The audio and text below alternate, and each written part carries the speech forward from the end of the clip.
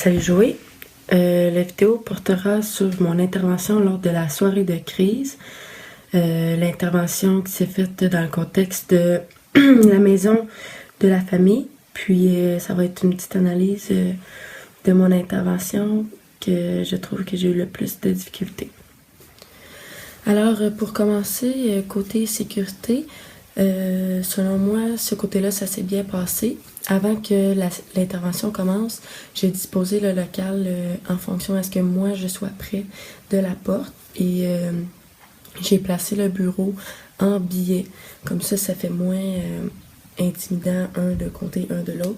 Le bureau étant sur le côté, ça permettait d'avoir un accès vraiment au reste du local.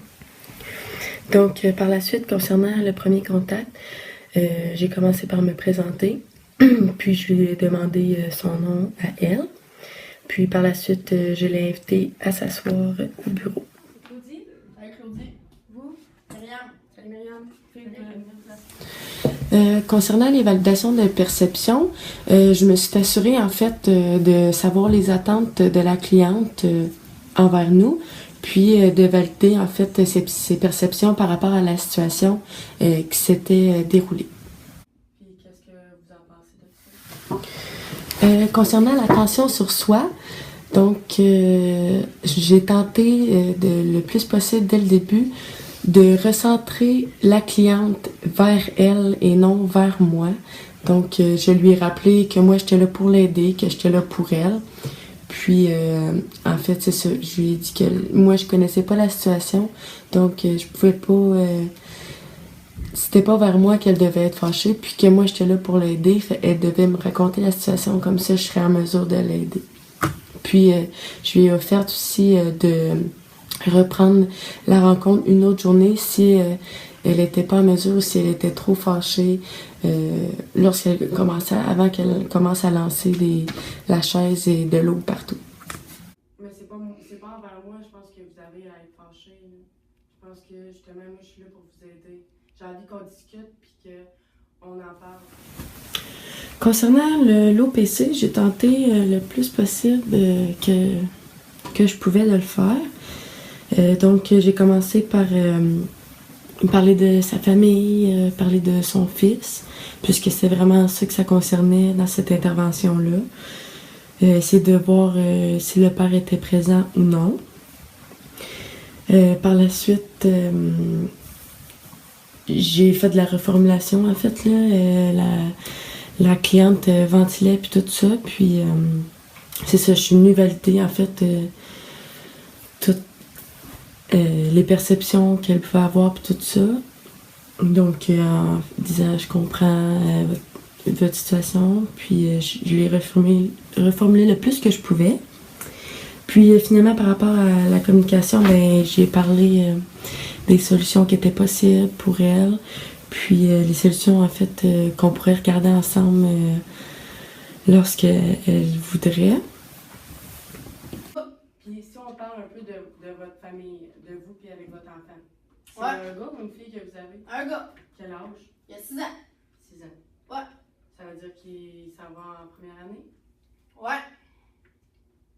OK. Puis comment que...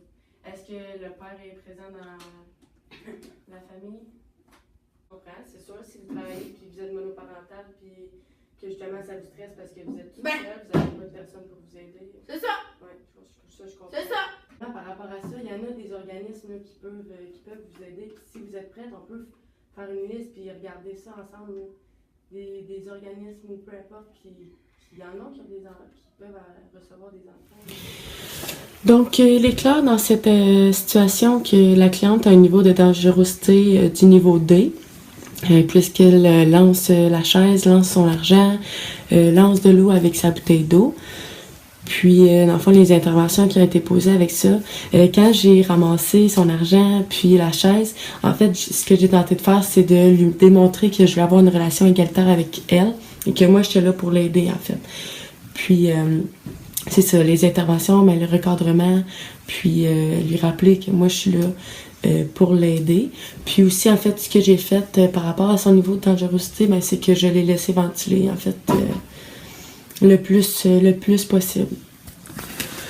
Selon moi, une force qui est ressortie de cette intervention-là, c'est ma capacité à mettre mes limites avec la cliente. Dans le fond, à vraiment recadrer lorsque celle-ci mettait sa colère vers moi, puis de lui rappeler que j'étais là pour elle, puis tout ça. Puis de mettre mes limites de façon adéquate, puis tout en la respectant. Sinon, un aspect à travailler, c'est sûr, ce serait de ne pas me laisser envahir par la colère que la dame peut avoir. En fait, je pense que c'est vraiment de rester neutre là-dedans, puis de pas prendre personnel, en fait, ce que la cliente a à dire, puis de pas non plus le montrer dans mon non-verbal, parce que on voyait pas très bien dans la vidéo, mais des fois, je pouvais avoir des réactions faciales suite au dire de la cliente. Donc, vraiment, mon aspect à travailler, c'est ma gestion de mon non-verbal.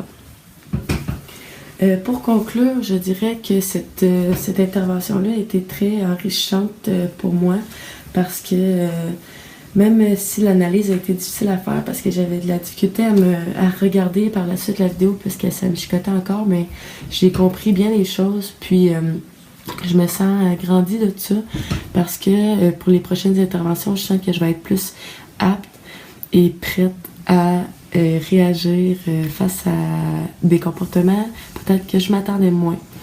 Donc, vraiment à laisser aller, puis à me mettre vraiment dans un rôle d'intervenante avec du professionnalisme. Puis, c'est ça, dans le fond. J'ai pas vraiment de questions. Je suis très contente de l'intervention, malgré les difficultés.